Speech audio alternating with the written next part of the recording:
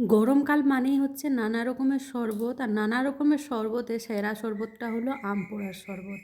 আম পোড়া শরবত যারা না খান তারা একবার যদি টেস্ট করেন তাহলে মনে হবে যে বারবার আমি এই শরবতটাই খাবো। আর গরম থেকে রেহাই পাওয়ার জন্য আম শরবত অনেক অনেক শরীরের জন্য উপকারী। কেন বলুন তো? এই যে লু লাগা সেটা কেটে যায় আম শরবত খেলে। হ্যাঁ, ঠিকই বলেছি। আর যদি হয় আম শরবতটা উনুনে, মানে হচ্ছে আগুনের জালে পোড়ানো, তাহলে তো তার স্বাদ দ্বিগুণ হয়ে যায় আর তার গুণাগুণও খুব বেশি ভালো হয়ে যায়। আজকালকার সময়ে উনান সেরকম কারো বাড়িতে থাকে না, তবে আমি আজকে জোগাড় করেছি, ইট দিয়ে বানিয়েছি, আর তাতেই আজকে আম পোড়ার শরবত বানাবো। আপনাদের কাছে যদি উনান না থাকে তাহলে আপনারা গ্যাসেও বানাতে পারবেন, বা গ্যাসে যদি না পোড়াবো বলেন সিদ্ধ করেও বানাতে পারবেন। মর্জিটা হচ্ছে আপনার। তবে দ্বিগুণ বেড়ে যায় স্বাদ আগুনে পোড়ালে।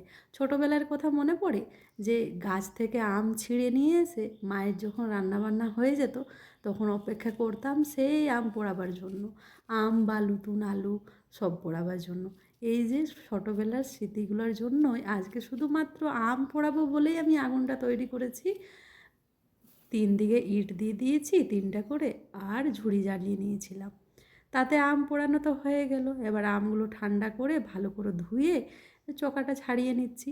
ভালো করে হাতের সাহায্যে কচলে পানাটা বার করে নেব।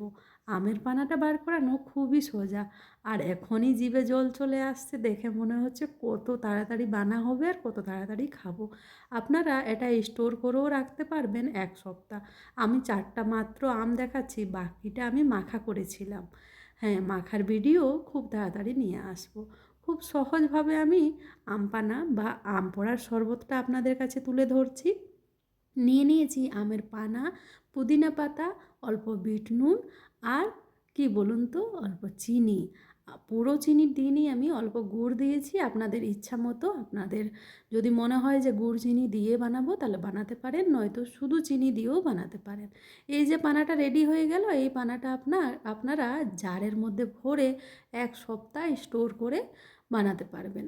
হাতে তো এখন সবার সময় কম, তবে আমি না অল্প করেই বানাচ্ছি। এখনই বানাবো আর এখনই খেয়ে নেব। কেন বলুন তো? আমার কাছে তো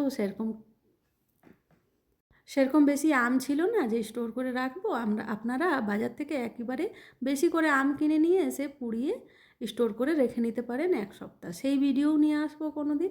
দেখুন তো খুব তাড়াতাড়ি কেমন করে আম শরবত রেডি হয়ে গেল। এরকম করে বানিয়ে নিন আমের শরবত। পোড়া আমের শরবত খেতে খুবই ভালো লাগে আর খুব আমাদের শরীরের জন্য উপকারী। ভিডিওটা কেমন হলো অবশ্যই জানাবেন। দেখা হচ্ছে খুব তাড়াতাড়ি নতুন একটা ভিডিওতে। টাটা।